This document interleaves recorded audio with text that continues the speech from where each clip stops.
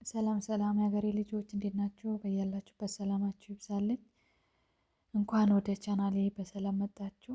ዛሬ የማቀርብላችሁ ሀሳብ ኢትዮጵያ ገብተን ምን እንስራ፣ ምን ብንሰራ ያዋጣናል፣ የትኛው ነው ትርፋማ የሚያደርገን ስራ፣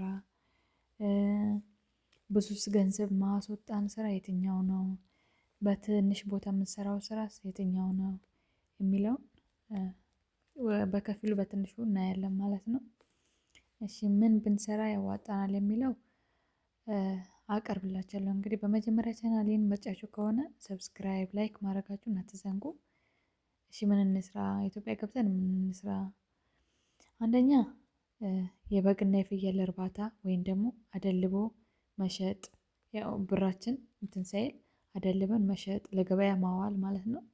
በትንሽ ገንዘብ መጀመር እንችላለን። ሌላ ደግሞ ሁለተኛ ቤታችን ሆነን ከቤታችን ሳንወጣ የሻማ ስራ መስራት እንችላለን።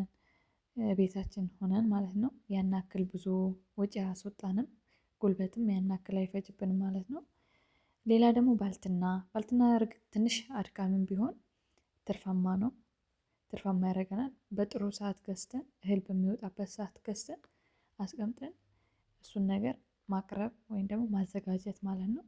ሌላ ደግሞ የዶሮ እርባታ ቦታ ካለን፣ ጥሩ ቦታ ካለን፣ አመቺ ቦታ ካለን ከ10 እስከ 15 ዶሮ የሚሆኑ ገዝተን በትንሽ ገንዘብ ገዝተን ወጪያቸውን ያለውን ነገር እንትን ብለን ገዝተን የእንቁላል ዶሮ አለ፣ የስጋ ብዙ አይነት አለና እንደዛ ገዝተን ማርባት።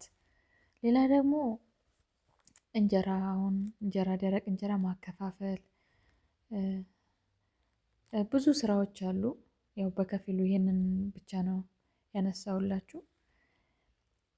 ሁለተኛ ደግሞ ገንዘባችን መጀመሪያ ካልኩሌት አድርገን ቀሪ ሁሉንም እሱ ላይ ማዋል ሳይሆን ካልኩሌት አድርገን እጃችን ላይ አስተርፈን ያለውን ነገር አስተርፈን በትንሽዬ መጀመር ማየት ማለት ነው። እና ቪዲዮን ከወደዳችሁት ላይክ፣ ሰብስክራይብ ማድረጋችሁን አትዘንጉ።